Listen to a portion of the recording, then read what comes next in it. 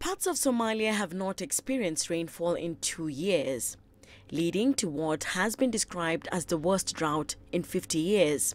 The thing that's most troubling is the intensity of the crisis, how badly people need assistance, how close to the edge they are, how close to catastrophe they are. China responded by sending over 2,800 tons of rice. In Kenya, President Uhuru Kenyatta declared the drought there a national disaster.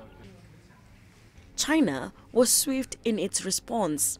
The Chinese government would like to provide the Kenya people with emergency humanitarian food aid to conquer the drought crisis.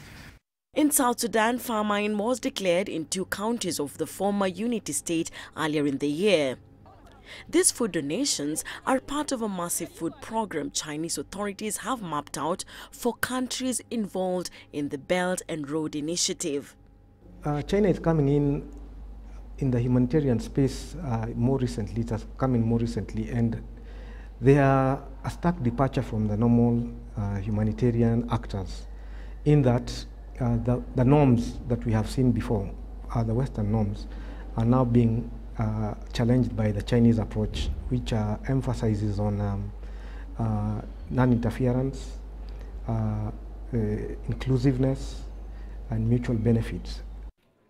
More recently, China and Ethiopia signed an emergency humanitarian food aid agreement where China would provide wheat worth $15 million to support people affected by drought.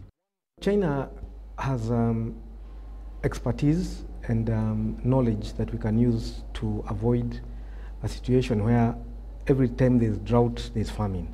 So what we need is knowledge transfer in the form of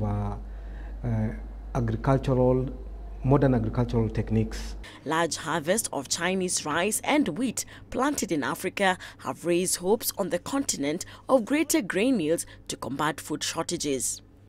As the 19th National Congress gets underway, the region hopes that China will continue to support drought relief efforts on the continent.